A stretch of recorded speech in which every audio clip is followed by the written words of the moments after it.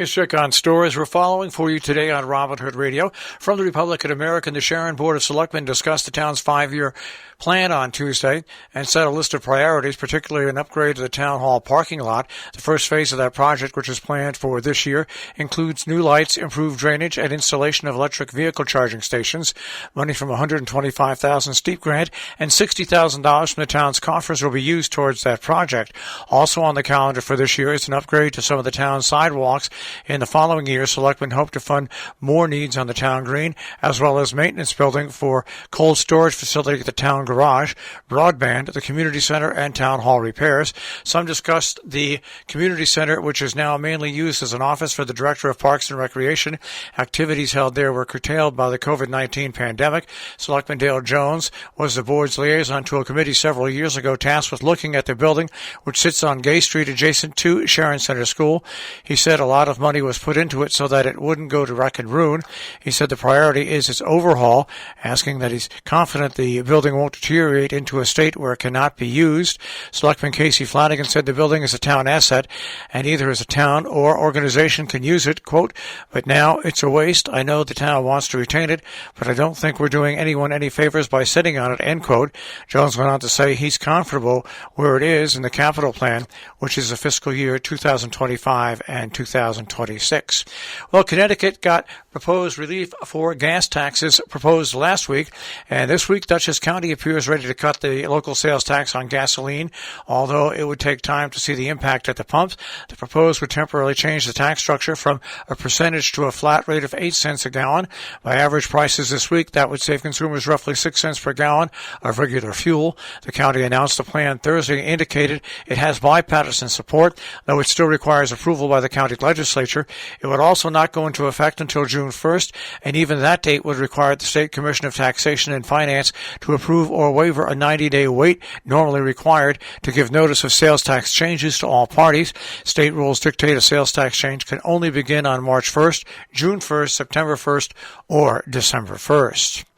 Mold issues continue to plague Housatonic's Flag Rock Village housing complex in Great Barrington. A lawsuit against the Great Barrington Housing Authority is moving forward in state housing court by a woman who says mold at her Flag Rock Village apartment caused serious damage to her health. Quote, we were so sick, we were going mentally crazy, end quote. That from April Candy on living in mold-infested public housing in Housatonic that she says caused long-term health problems. It's the latest in a series of mold-related problems that have been plaguing the state-funded authority for recent years. Last Wednesday marked a 6-month deadline for the authority to respond to the legal claim from Candy, who lived in a low-income housing project from 2016 to 2020. Without a response, the case will now move forward to trial or settlement. The Great Barrington Youth Project is hosting a training for mentors. The Railroad Street Youth Project has announced a mentor training program from 7 to 8:30 p.m. Wednesday, March 30th at the Drop-In Center, 60 Bridge Street. Participants will learn what it means to be a mentor to a young person between the ages of 14 and 25. Discussions will include consistency, boundaries, and specific skills that are useful for negotiating challenges in a mentoring relationship. For more information, contact the Senior Mentoring Coordinator, Russell Allen, at russell@rsvp.org or 413-717-1041.